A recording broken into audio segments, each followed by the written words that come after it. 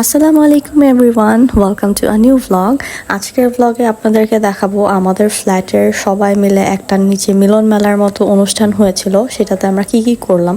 So আমাদের এখানে আমাদের যে এখানের ফ্ল্যাট ওনার্স অ্যাসোসিয়েশনের একটা গেট টুগেদার পার্টির আয়োজন করা হয়, যেখানে ডিনার থাকে, রাফেল ড্র থাকে, বিভিন্ন টাইপের গেমস থাকে। সো আমরা ওখানে যাওয়ার জন্য রেডি হয়েছিলাম। আনিবা ফার্স্টে কিছুতেই যেতে চাচ্ছে না, পরে যাওয়ার জন্য রেডি হলো। নিচে গিয়ে তো মহা এলাহি অবস্থা, এখানে আনিবা তো মহা খুশি দেখে, এত লাইট সবকিছু।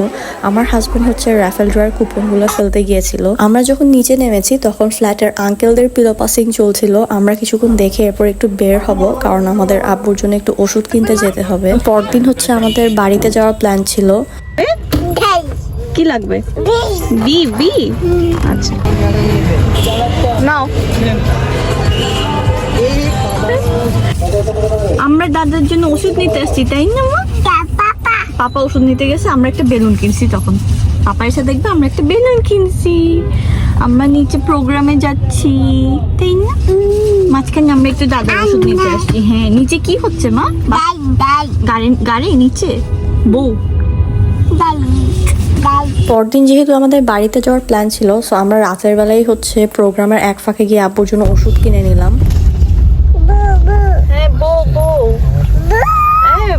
আমাদের গ্যারেজে এরকম মরিচ বাতিতে সাজানো জায়গা দেখলে আনিবা বউ বউ করে চিৎকার করতে থাকে, কারণ ওর ধারণা এইভাবে সাজানো মানেই বউ। দেন আমরা যখন ওষুধ টষুধ কিনে আসলাম, তখন আমাদের যেই একটা গ্রুপ ছিল, ওই গ্রুপের পিলো পাসিং শেষ হয়ে গেছে। আন্টিদের পিলো পাসিং চলছিল এখানে। তখন আমিও কিছুক্ষণ দাঁড়িয়ে দাঁড়িয়ে দেখলাম, সবাই মিলে হুলস্থুল অবস্থা, মজাই হচ্ছিল আসলে। এরপর ফ্ল্যাটের যে বাচ্চা কাচ্চারা আছে, বিশেষ করে ছেলে বাচ্চারা, এগুলো তো বিটলা হয়, এরা সব এক সাইডে দৌড়াদৌড়ি করছিল। আনিবা জ্ঞানী জ্ঞানী ভাব নিয়ে সব বাচ্চা কাচ্চাদেরকে দেখছিল। ওকে যখন বললাম তুমি নামবা, সে জাস্ট হাসছে, আর কিছু বলছে না। আনিবা তো ফার্স্টে এখানে আসতেই চাচ্ছিল না, পরে যখন নিচে এসে এখানে লাইট টাইট দেখলো, এরপর সে এখান থেকে আর নড়বেই না। এখানে প্রতি বছর একটা প্রোগ্রাম হয়, খুব সুন্দর। ফ্ল্যাটের বাচ্চা কাচ্চারাও বিভিন্ন টাইপের পারফরমেন্স করে, দেন খাওয়া দাওয়া তো হয়, রাফেল ড্র হয়। এখনো ওইদিকে পিলো পাসিং চলছিল, বাট আমরা খেতে বসে গিয়েছি, কারণ ওই দিন খুব বেশি ঠান্ডা বাতাস ছিল নিচে, যেহেতু গ্যারেজে ওপেন জায়গা। আর আব্বু আম্মু যেহেতু বাড়িতে, সো আমরাই চলে আসছি খাওয়ার জন্য। এখানে অনেক টাইপের আইটেম ছিল। এখানে পোলাও ছিল, রোস্ট ছিল, কাটা রোস্ট যেটা ছিল সেটা, ডিম ছিল, বুটের ডাল নাকি একটা ডাল দিয়ে হাড্ডি ছিল, মাছ ছিল যেটা খুবই মজা হয়েছিল, কাবাব ছিল, দেন টমেটোর একটা ভর্তা ছিল। সবকিছু খুবই মজা হয়েছিল। আনিবার অবস্থা দেখে আমি ফার্স্টে চিন্তা করছিলাম ওকে বসবে নাকি, কারণ ও লাইফের ফার্স্ট টাইম এভাবে সবার সাথে এক টেবিলে খেতে বসছে, বাইরের মানুষদের সাথে। ওর লাইফের ফার্স্ট টাইম এটা। ও খুব অবাক হচ্ছিল। এরপর যখন দেখলো সবাই খাওয়া দাওয়া শুরু করেছে, দেন আমার মেয়ে মহা উৎসাহের সাথে পোলাও খাচ্ছে। নর্মালি ওকে বাসায় কোনোভাবেই কোনো কিছু খাওয়ানো যায় না, বাট এখানে বসে সে মহা উৎসাহে খাচ্ছে, আশেপাশে সবাইকে দেখছে। আমি ফার্স্টে খাচ্ছিলাম, পরে ভাবলাম আনিবার এই খাওয়ার জিনিসটা একটু ভিডিও করে রাখি, কারণ ওর লাইফের ফার্স্ট টাইম ও এভাবে বাইরে কোনো পাবলিক প্লেসে একসাথে অন্যদের সাথে টেবিল শেয়ার করে খাচ্ছে। ও খুব অবাক হয়ে এদিক ওদিক দেখছিল। দেন আমরা খাওয়া শেষ করে বাসায় গিয়ে হাতটা ধুয়ে আবার ফ্রেশ হয়ে নিচে নেমেছিলাম, কারণ মেইন প্রোগ্রাম তখনও শুরুই হয়নি। এরপর যখন আমরা নিচে আসলাম, গান বাজনা শুরু হয়ে গেছে। আনিবা সামনের দিকে যেতে চাচ্ছিল, বাট ও সব মানুষজনের ভিতর আনকমফোর্টেবল ফিল করবে, তাই আমি ওকে পিছিয়ে নিয়ে দাঁড়িয়েছিলাম। আর সামনে তো বাচ্চা কাচ্চারা হুলস্থুল নাচানাচি করছে। ফ্ল্যাটের মানুষজন যেহেতু ফ্ল্যাটের প্রোগ্রাম, তাই সবাই একটু ভদ্র হয়েই বসেছিল। আমি ভ্লগের জন্য ক্লিপ নিচ্ছিলাম।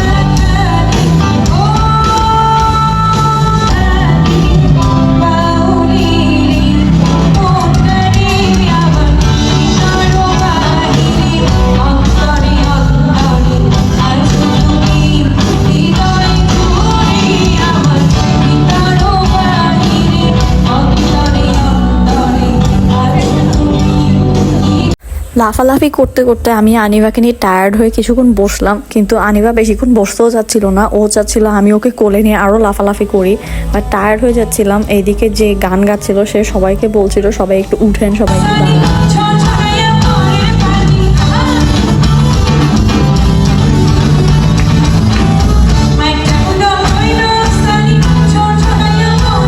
প্রোগ্রামের মাঝখানে আমরা একটু উপরে আসছিলাম। পরদিন যেহেতু বাড়ি যাব, বাড়িতে ফ্যান নিয়ে যাওয়ার জন্য ফ্যান নামাতে আসছিলাম। তালি দিবা কিভাবে?